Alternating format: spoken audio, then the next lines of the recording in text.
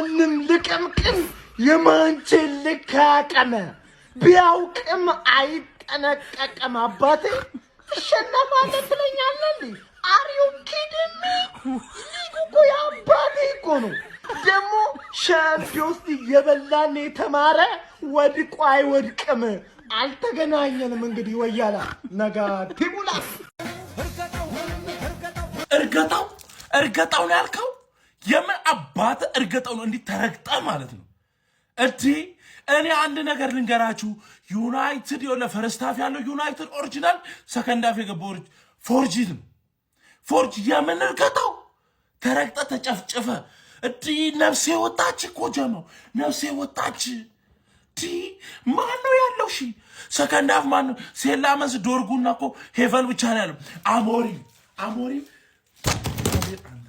አሞሪም አፈር ብላ አንተም ብሎ ቀያሪ ልታስጨፈጭፈን ነው ለምን ጎል አልገባም ነው አረ ጀማው ተጨፈጨፍን ተገደልን ሬሳችን ወጣ በኢየሱስ ክርስቶስ እንኳን አደረሳችሁ እንኳን አብሮ አደረሰን እንግዲህ ከነገ ጀምሮ የበዓል ቀን ነው ምክንያቱም የናፈቀንን 3 ነጥብ በመጨረሻ ማግኝተናል እንኳን አደረሳችሁ እንኳን አደረሰን ተመስገን በሉ ኮሜንት ላይ ተመስገን እጅግ በጣም ጣፋጭ 3 ነጥብ ለሩበን አሞሪም ማንቸስተር ዩናይትድ በ18ኛ ሳምንት የእንግሊዝ ፕሪሚየር ሊግ መርሃ ግብር ኒውካስትልን ኦልድ ትራፎርድ ላይ ያስተናገደው ማንቸስተር ዩናይትድ በፓትሪክ ዶርጉ አስደናቂ የሆነች ቮሊ ጎል አማካኝነት 1-0 በሆነ ጠባብ ውጤት በማሸነፍ ጣፋጭ የሚባል 3 ነጥብ ማግኘት ችሏል። በዚህ ጨዋታ ላይ ማንቸስተር ዩናይትድ ፈርስት ሃፍ እጅግ በጣም አስደናቂ የነበረ ፐርፎርማንስ ነበር ሲያሳየ የነበረው የግብ ዕድሎችን በመፍጠሩ ረገድ በጣም አስደናቂ የሆነ ብልጫ እንደነበረው ተመልክተን ነበረ። ካለ ብሩኖ ፈርናንዴዝም በዚህ ልክ ማንቸስተር ዩናይትድ ፐርፎርም ያደርጋል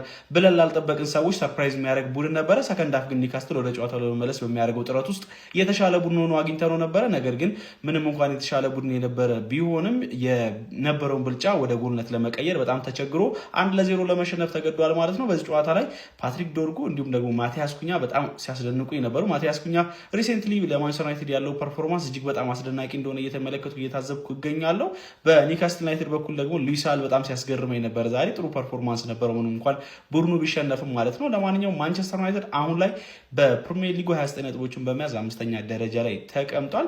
ብሩኖ ፈርናንዴዝን ያልያዘው ማንቸስተር ዩናይትድ ድልም ማድረግ ችሏል ማለት ነው። ፈታኙን ዩናይትድ ምንም እንኳን ኮንሲስታንት ባይሆንም ማለት ነው። ለማንኛውም ስለዚህ ጨዋታ ምን ትላላችሁ? ሀሳባችሁን ኮሜንት ሴክሽን ላይ አካፍሉኝ። የፕላስ ምልክቱን በመጫን ፈጣን አዳዲስ ሆኖ ኳስ መረጃዎችን ማየት ይችላል። በፍጹም አይን አይደለም በደንብ ተመልከተው። ከየትም ፍጩ ዱቄቱን አምጩ ነው የሚባለው። እዲህ 3 ነጥብ ነው ዛሬ ያዩት። ይሄ ሰውዬ ማለት ነው 10 ጊዜ ቢሰጠው ደግሞ ማያገባውን ኳስ ነው።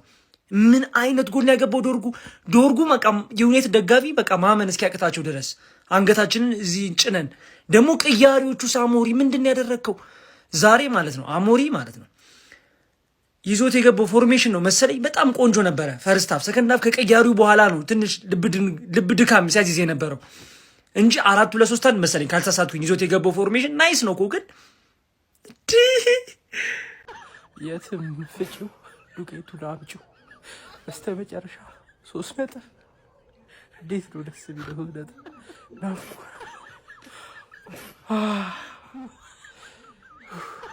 ቤተሰብ አሁን የምነግራችሁን አታምኑኝ። ይሄንን ጉድ ለመስማት 5-10 ጊዜ ኮፒ ሊንክ እያደረግ አድርሰን ለዛው እያላ ትርፌ ኒውካስትል ዩናይትድን 1-0 አሸነፈች።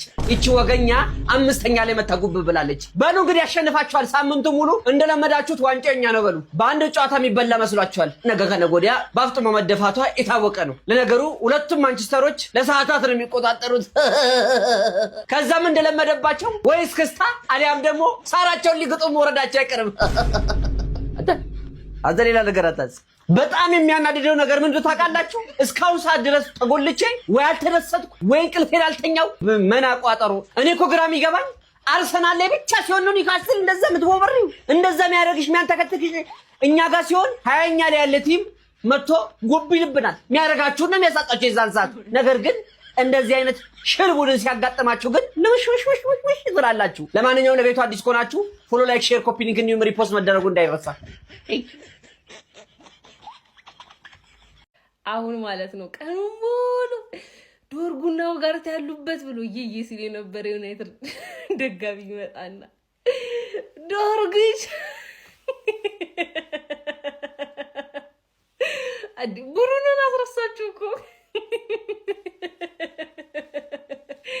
ይችላል ዶርጉ ይችላል ሲጀመር እኛን እንኳን ስማና ይላል አሁን እየመጡ ተቃጥያለሁ ተቃጥያለሁ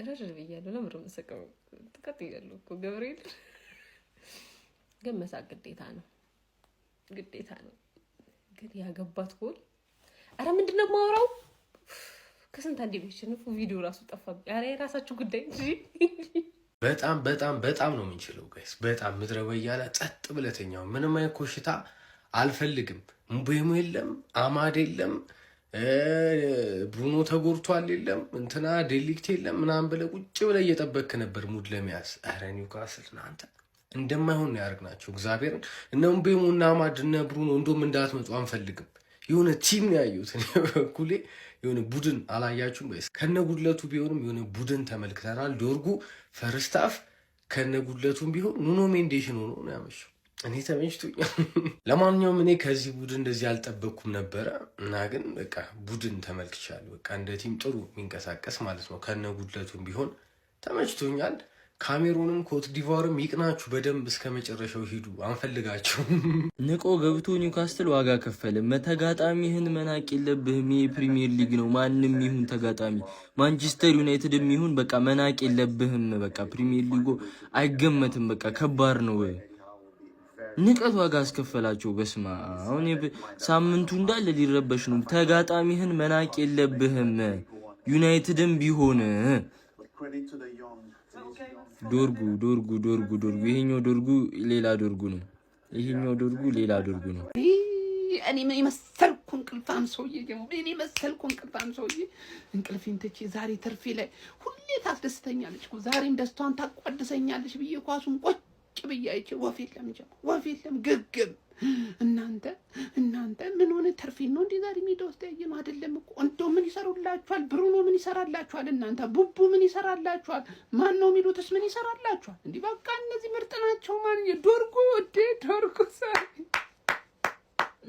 ግን ስታሳቡ እንዳላይ 5-6 ተጫዋቾች ስለሄዱብን በዛ እንዳትሉ ኖሮ ምንም አልፈጠሩም እነዚህ ይሻላሉ እነዚህ እያሸነፉ እኮ ነው እንዴ እነዛ ኖሮ እኮ ሰከንድ ሃፍ ተለጠፉ ነበር እነዛ ግን እነዛ ሳይኖር ይሄው እነዚህ አሸነፉላችሁ ለዶርጓ አጨብጭቡ ለኩኛ አጨብጭቡ አረ ዛሬ ለቡድኑ ማጨብጭቡ ትችላላችሁ በተለይ ደግሞ ዲፌንሲቭ ኦርጋናይዜሽኑ በጣም ጥሩ ነው ጀሞ በጣም ጥሩ ነው በቃ ምን አይነት ጫወታ እንዳየን ጀሞ ለማንኛውም ተርፌ እንቅልፌን እንግዲህ ዛሬ ቁማር በላች ይሁን ምንም አይደለም ያርግላችሁ አይ እንቅልፌ በቃ ተኙ አሁን የሚወልህ ሻሼ ትቀላለች ብለህ ላይቭ ላይ ተሰብስበህ ስትቋጠር የነበርክ ፉቃቃ ነፍጫለው እያለውላ የሚቋጠርበትን ቲም ማታቅ ይኸው ጠመመበት ምችት ይበለን ገብርኤልን እናንተ ግን በጣም አረመኔ ቋጣሪዎች ናችሁ አረመኔ አሁን እዚህ ቡድን ላይ ይቋጠራል እኛ ግን ይመቸን ማንቸስተር ዩናይትድ በዘንድሮ ሲዝን ትልቁን ድል አስመዘገበ ብዬ ማምንበትን 3 ምክንያቶች ልንገራችሁ አንደኛ አሞሪም ሲስተሙን ቀየረ ፈርስት ሃፍ 4 ከኋላ የሚቀርሰው ተከላካይ አረገ ከፊት ለፊት እንዲቀያየሩ አረገ ዶርጉ ማብራት አበራ ፈርስት ሃፍ በቃ ሰከንድ ሃፍ ደግሞ ተቀያየረብኝ ከሚሊዮን ነው የሆነብኝ ተቀያየረ ከለር ፎርሜሽን ምናምን ተቀያየረ 6 ከኋላ ይሆናሉ ምናምን ማይሆኑት ነገር አልነበረም ሰከንድ ሃፍ ሁለተኛ ተጫዋቾች ምን አይነት ፎርም ላይ ነው የሆኑት እንዴ ኡጋርቴ ስፖርቲንግ የሚያውቀው ኡጋርቴ ከቻለለት እኮ ምን ሆነው እንደሆነ በምን ምክንያት እንደሆነ ማወቅ ይከብዳል ግን ለዚህ ምሽት የሚገርም ተጫዋቾች ነው ሁሉም ማርቲኔዝ ብትል ኩኛ ብትል ዶርጉ ብትል ኡጋርቴ ብትል ካሴሚሮ ሲቀየረው ግራ ገብቶ የነበረ ግን ስቲል እየተቀያየረ ነው አያረ ተቀያየሮ ደግሞ ተሳካለት ማለት ለሱ በጣም ትልቅ የአይምሮ ሽፍት ነው እስከዛሬ ድረስ ስካሞሪም ስለው ስካመር መስሎ የነበረ ምንም ነገር ለመቀየር ፈቃደኛ ስላልሆነ አሁን ግን ልጅ ስለሆነ እንጂ ስካመር ስላልሆነ ብዙ ነገር ነው የሚከፍትለት ሶስተኛ ኩኛ ብቻውን ቲም ሆነ ሰከንድ ሃፍ በተለይ ኳሱን እድል ከሰጠኸኝ አስደግምብሃለሁ እየጠነቀቅ ተጫወት ሚል መልእክት መቻል የሚችል ጌሙ እየሄደ በመጣ ቁጥር እኮ የበለጠ መስጋት ሳይሆን ሰከንድ ሃፍ ልክ ፈሰከንድ ሃፍ እንደተጀመረ አንድ አንግል ተገጫጩ።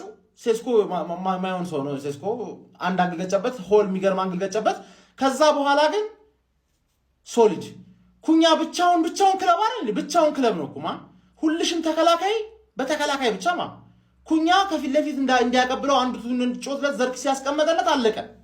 የአካዳሚ ተጫዋች ስንት ነገር ነው የቀየረው በዚህ ጨዋታ ብቻ አሞሪም እና ተሳካለት። ለዚህ ሌላ ቪዲዮ ያስፈልጋል። ሶስቱንም ነገር ነገ ማብራት ሲመጣ ሶስቱን ብቻ ለብቻ አንዳንድ ቪዲዮ ወጣቸዋል። ነገ በዛኛው አካውንት ታች ሜንሽን በማድረገው አካውንት ሰራላችኋለሁ። የዩናይትድ ሲዝን ሊቀየር ይችላል በመጀመሪያው ሐሳብ ብቻ ሁለተኛውና ሶስተኛው እንኳን ባይቀጥሉ በመጀመሪያው ሐሳብ ብቻ ዩናይትድ ሲዝኑ ዘንድሮ ይቀየራል። ምን አለበሉ